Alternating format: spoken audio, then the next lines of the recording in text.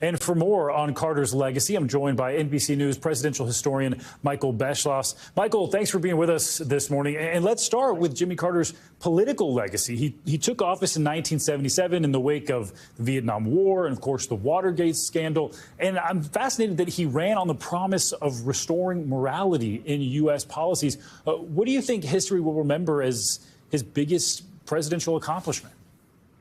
The fact that he did run as a person of character.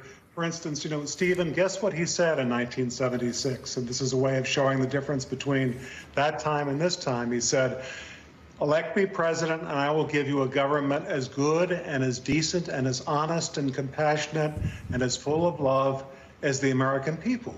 In the year 1976, America's soul was really very sad. We had gone through the Vietnam War, which we lost. American presidents had not told Americans the truth about that war.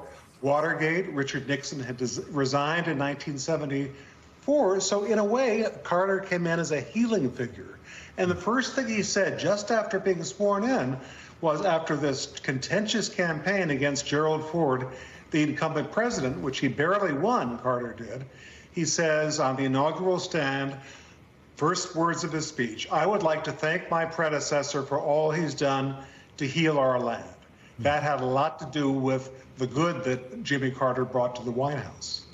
Running on morality, he also mentioned that his proudest memory during his presidency was that he never lied to the American people, even if that cost him politically.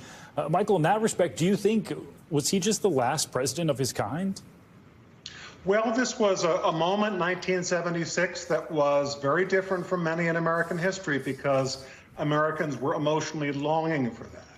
You get to 1980, of course, and he runs against Ronald Reagan, governor of California, ex-governor, and there were gasoline lines, as we saw Peter Alexander's excellent report, and there was high inflation, and the Russians seemed to be rampaging through Afghanistan, and American hostages were being held in Iran from the American embassy. And so it was a very different moment. And in that moment, Carter looked too weak compared to Reagan. And believe it or not, in 1980, Carter, the incumbent president running for re-election, got only 49 electoral votes. Incredible legacy continued for Carter, though, after his presidency, Michael. That was only the beginning. A lot of former presidents seem to sort of live a life of leisure after leaving the White House, but it just seemed like every time you turned around, you'd see images like this. Former President Carter working for Habitat for Humanity. He had many philanthropic pursuits alongside his late wife, Rosalind, of course. What do we know about what drove them to continue to serve? Well, for most of American history, Stephen, ex-presidents did not live too long, and they were fairly old by the standards of the time. Jimmy Carter was defeated in 1980. He was only 56 years old, and he said, how can I use the power of an ex-president such as it is to help the world and carry out my ideals? So just as you've said, and we're seeing on the screen, he built houses for poor people. He did his best to establish a foundation, the Carter Center, to eradicate, nagging disease around the world, tried to shore up democracy both in the United States and around the world, to make sure that elections were held that were honest and reliable.